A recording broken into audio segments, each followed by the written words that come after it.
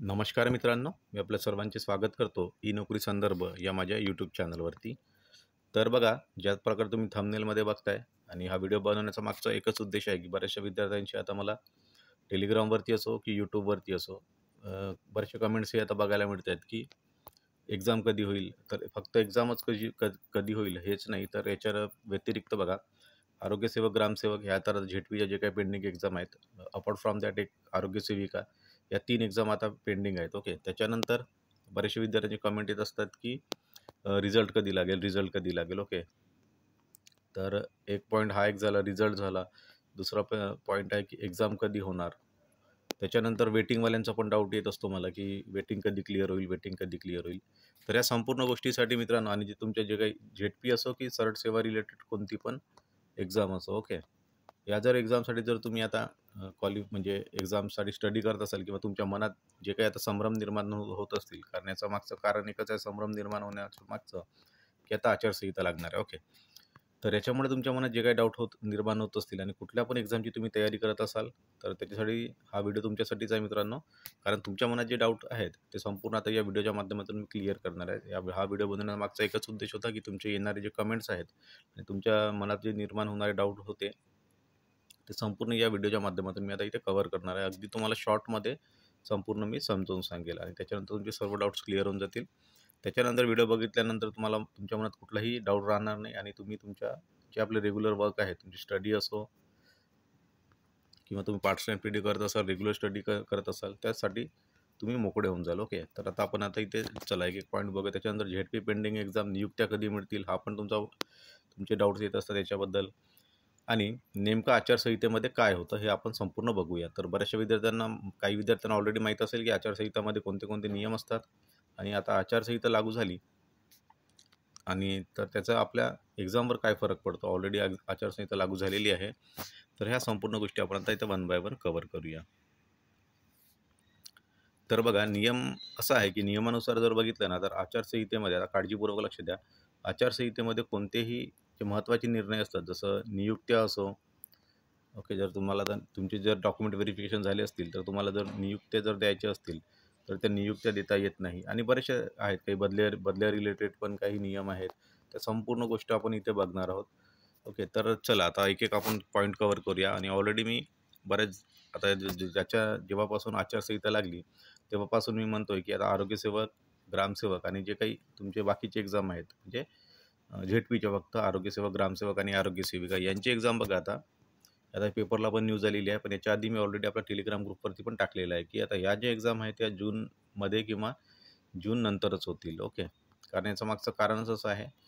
तर बघा, आता ही पेपरला पण आलेली बातमी, पण याच्या आधी आपण ऑलरेडी क्लिअर केलेलंच होतं. तर पुरुष, आता काय आरोग्यसेवक. ओके. आरोग्यसेवक पुरुष यांच्या पदभरतीबाबत शासन निर्णय घेतलाच नाही. ग्रामसेवकाच्या काही जागा आहेत, इतके फॉर्म आलेले होते.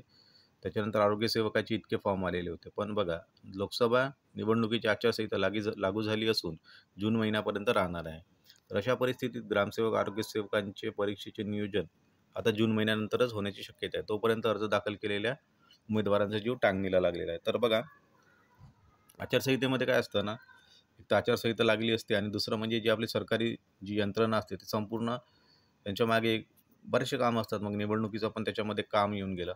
त्याच्यामुळे पण शक्यतो चान्सेस खूप कमी असतात. ओके. आणि नवीन शेड्यूल तर आता येण्याचे चान्सेस खूप कमी आहे. जर याच्या आधी जर शेड्यूल आलेलं असतं आचारसंहिता लागण्याआधी, तर तुमची एक्झाम झाली असती. पण ज्यांचे शेड्यूल आलेले नाहीत, काही एक्झामचे शेड्यूल आलेले आहेत त्यांचे होतील, ज्यांचे शेड्यूल आलेले नाही त्यांचं इथं पॉसिबल नाही. तर बघा, आणखी एक दुसरं दाखवतो बघा, ग्रामसेवक, आरोग्यसेवक परीक्षांना जून नंतरच मुहूर्त. आता इथे तुम्ही ही माहिती संपूर्ण मी झूम करतो. आता इथे तुम्ही व्हिडिओ पॉज करून पण वाचू शकता. ओके.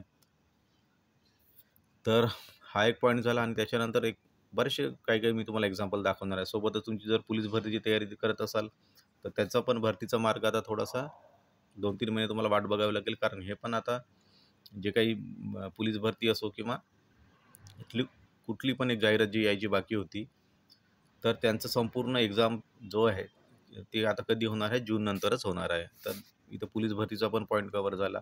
आता बघा, ही आहे आचारसंहिता लागल्यामुळे बघा, UPSCने पण आपलं शेड्यूल काय केला, पोस्टपोन केला. इथे बघू शकता, due to the schedule of the implementing general election आता इंडियन फॉरेस्ट सर्व्हिसची जी एक्झामिनेशन होती ती पण यांनी पोस्टपोन केलेली आहे. त्याच्यानंतर परत आणखी काही पुरावे दाखवतो याच्यामध्ये तुमचं बघा.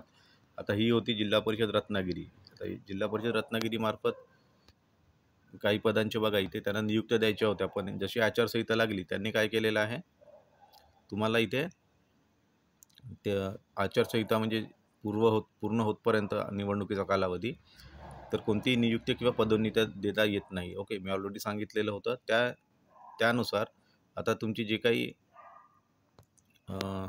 बघा पवित्र प्रणालीमार्फत आहे शिक्षक भरतीसाठी, तर त्यांचं पण इथे त्यांची जी पोस्टिंग आहे किंवा नियुक्ती आपण ज्याला म्हणतो ती पण इथे त्यांनी काय केलेलं आहे, ह्याच्यावरती तात्पुरती स्थगिती आणलेली आहे.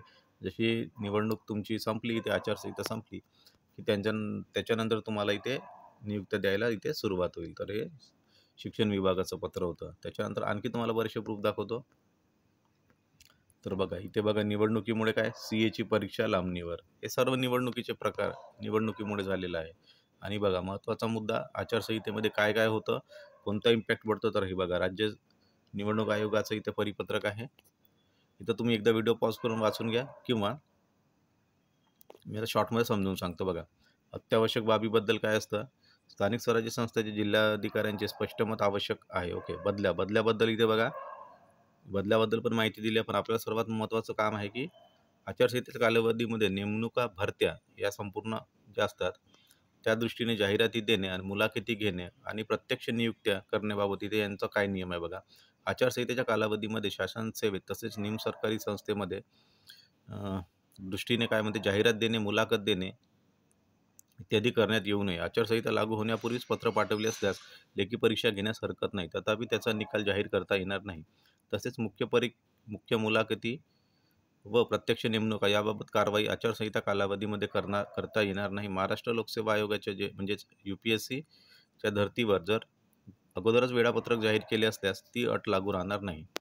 तर बघा इथे UPSC असो की तुमचं आपली सरळ सेवा पण असो, याच्यामध्ये बघा काय म्हणतं, आचारसंहितेच्या कालावधीमध्ये शासन सेवेत तुम्हाला काय करता येणार नाही, दृष्टीने नवीन जाहिरात देता येणार नाही. ओके, आणि जर आता बघा नवीन जाहिरात तर देता येणार नाही, पण याच्यामध्ये दुसरा पॉईंट असा आहे की जर तुमचं ऑलरेडी जर शेड्यूल आलेला असेल, बघा इथे ऑलरेडी जर वेळापत्रक आलेलं असेल, बघा आचारसंहिता लागू होण्यापूर्वी जर पत्र पाठवली असल्यास लेखी परीक्षा घेण्यास हरकत नाही.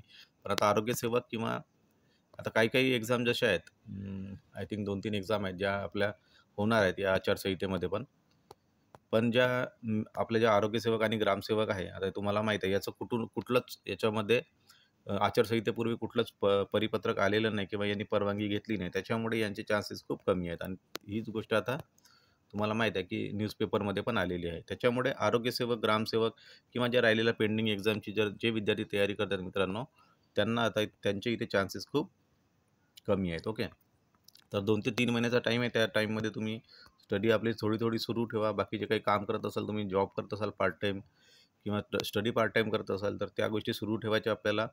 2 ते 3 महिने आणखी इथे वेळ लागणार आहे. त्याच्यानंतर जूनमध्ये बघा, जूनमध्ये पण एक्झाम होईल याची गॅरंटी खूप कमी आहे. म्हणजे लगेच जूनमध्ये होईल असं पण मी म्हणत नाही. आता बघा तुम्हाला काही टेलिग्रामवाले येतील किंवा यूट्यूबवरती भरमसाठ व्हिडिओ मिळतील की आता होणार. कारण यांना काही क्लासेसवाले आता इथे काय करतात, ते त्यांची मोनोपॉली असते टेलिग्रामवरती आणि मग ते येऊन तुम्हाला इथे डिस्टर्ब करण्याचा प्रयत्न करतील. पण तुम्हाला जी मी आता ऑथेंटिक माहिती सांगितलेली आहे याचा रेफरन्स घेऊनच मी तुम्हाला सांगितलेलं आहे. तर या संपूर्ण रेफरन्स जो आहे तो लक्षात ठेवायचा आहे तुम्हाला. आणि सध्या आचारसंहितेमध्ये आरोग्यसेवक, ग्रामसेवक आणि ZPच्या जे काही पेंडिंग एक्झाम आहेत त्या होण्याचे चान्सेस 0 आहेत.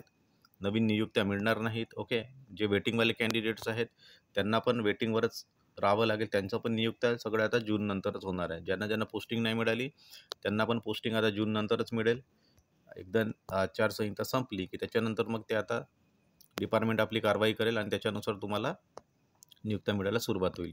तर या संपूर्ण गोष्टी मित्रांनो मी पॉईंट कव्हर केलेला आहे, विथ प्रूफ तुम्हाला दाखवलेला आहे. पण जर याच्यामध्ये आणखी जर तुम्हाला काही डाऊट असेल तर तुम्ही इथं व्हिडिओच्या कमेंट बॉक्समध्ये येऊन कमेंट करा. पण एक्झामबद्दल आता ज्यांचे वेळापत्रक आलेलं नाही ते सर्व आता तुम्ही जूनमध्ये कन्सिडर करू शकता. तर हीच माहिती तुम्हाला द्यायची होती. बऱ्याचशा विद्यार्थ्यांचे रेग्युलरली कमेंट्स येत होते. तर व्हिडिओ आवडला असेल व्हिडिओ लाईक करा, मॅक्झिमम पीपल्ससोबत शेअर करा. ज्यांच्या मनामध्ये डाऊट आहे त्यांच्या सर्वांच्या मनातले डाऊट्स क्लिअर होतील या व्हिडिओच्या माध्यमातून. आणि हीच माहिती तुम्हाला द्यायची होती. Thank you very much.